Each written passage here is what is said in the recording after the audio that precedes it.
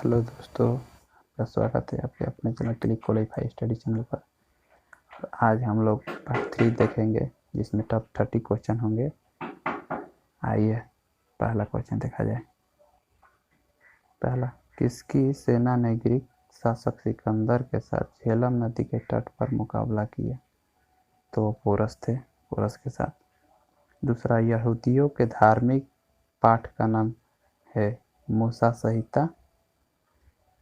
महाभाष्य लिखा था पतंजलि ने।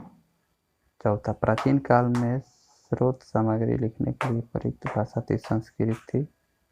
पांचवा, चंद्रगुप्त मौर्य के बाद मौर्य सिंहासन पर कौन बैठा था? बिंदुसार। छठवां, यूनानियों को भारत से बाहर किसने निकाला था? चंद्रगुप्त मौर्य ने। सातवां, बिंदुसार के शासन के दौरान अशांति कहाँ थी? तक्षशिला में थी। आठवां, चंद्रगुप्त मौर्य ने अपने अंतिम दिन यहाँ गुजारे?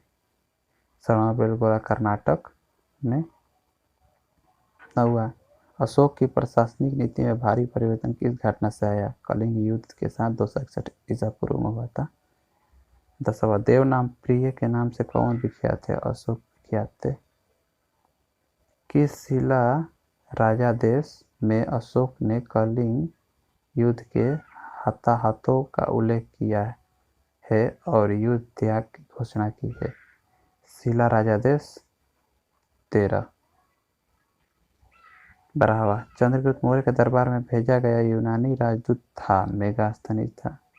इंडिका किसने लिखी? मेगास्थनीज ने। 14वां, मौर्य दरबार में ग्रीस के राजदूत का क्या नाम था? मेगास्थनीज। 15वां, अशोक ने किस बौद्ध साधु से प्रभावित होकर बौद्ध धर्म अपनाया? उपगुप्त। 16, चंद्रगुप्त मौर्य का प्रसिद्ध गुरु चाणक्य किस विद्या केंद्र से संबंधित था? तक्षशिला से संबंधित था। 17वां, कलिंग युद्ध किस वर्ष लड़ा गया था? तो ये 261 ईसा पूर्व में लड़ा गया था। 18वां, अशोक पर कलिंग युद्ध का प्रभाव कहाँ दिखाई देता है? शिलादित्य पर उत्कीर्ण 13वें राज्यादेश में। 19वां, मौर्य काल के दौरान शिक्षा का सबसे प्रसिद्ध केंद्र निम्नलिखित में से कौन सा था? तक्षशिला था। 20, अर्थशास्त्र के लेखक किसके समकालीन थे? चंद्रगुप्त मौर्य के समकालीन थे। और 21वां, अर्थशास्त्र की रचना किसने की थी? कौटिल्य या विष्णुगुप्त। 22, अशोक के शिलालेख किस लिपि में खुदे हुए थे? ब्राह्मी में। 23वां, निम्न में किसने और कब पहली बार अशोक के शिलालेख का अर्थ स्पष्ट किया था? 1837 में जेम्स प्रिंसेप ने किया था। 24वां, किस प्रसिद्ध शासक को शिलालेखों का जनक कहा जाता था? अशोक को।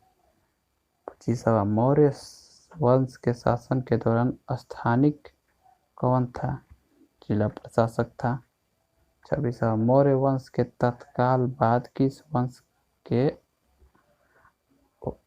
ने आकर मगध राज्य पर शासन किया? शुंग वंश ने। मिलिंद पन्हो क्या है? बौद्ध पाठ है जिसको नागसेन ने लिखा है।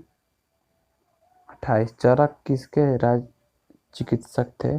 कनिष्क के थे।